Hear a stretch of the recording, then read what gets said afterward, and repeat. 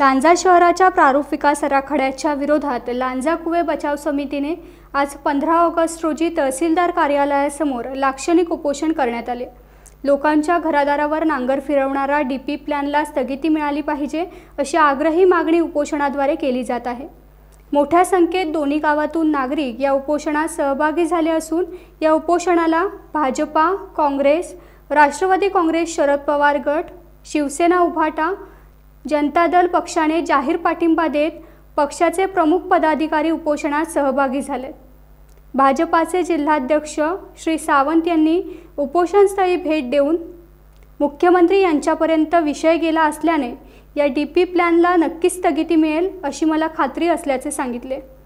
सदर उपोषण बचाव समितीचे अध्यक्ष प्रकाश लांजेकर यांच्या मार्गदर्शनाखाली असून अहो असं कसं काय करता राव, सारं रस्त्यावर आलं गाव, शाहीर काशीराम जाधव यांनी डीपी प्लॅन विरोधात उपोषण चांगलंच गाजवले।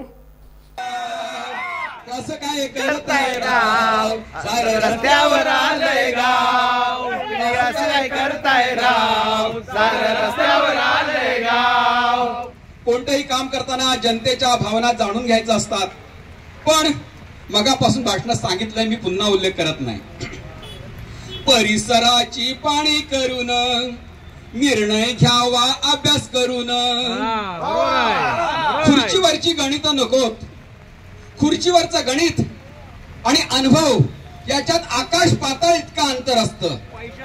हा, आणि आकाश पाताळ इतका अंतर असल्यामुळे आज आम्हाला रस्त्यावर यावं लागलं। परिसराची पाणी करून निर्णय घ्यावा अभ्यास करून, वेळोवेळी तुम्हा सांगून कान ऐकलं आमचं गाराण, वेळोवेळी तुम्हा सांगून कान ऐकलं आमचं गाराण, का फुकट खाता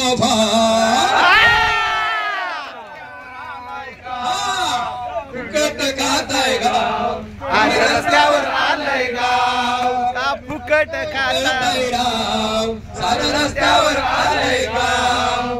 आता जरा शांत राहा आणि जरा पुढचं वाक्य बघा कसं जुळलंय ते। हा, मी कुठल्या पक्षांच्या विरोधात नाहीये, मी सामाजिक कार्यकर्ता आहे।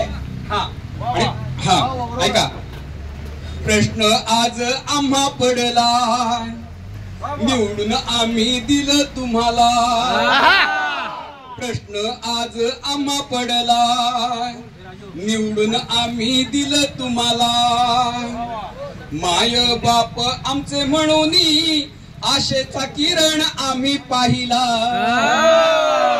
माय बाप आमचे म्हणून आशेचा किरण आम्ही पाहिला, का घालता सुखावर घाल, का घालता सुखावर घाल, रस्त्यावर आलाय गाव, तुम्ही असं काय करताय राव, सारं रस्त्यावर आलंय गाव, तुम्ही असं काय करताय राव, सारं रस्त्यावर आलंय गाव।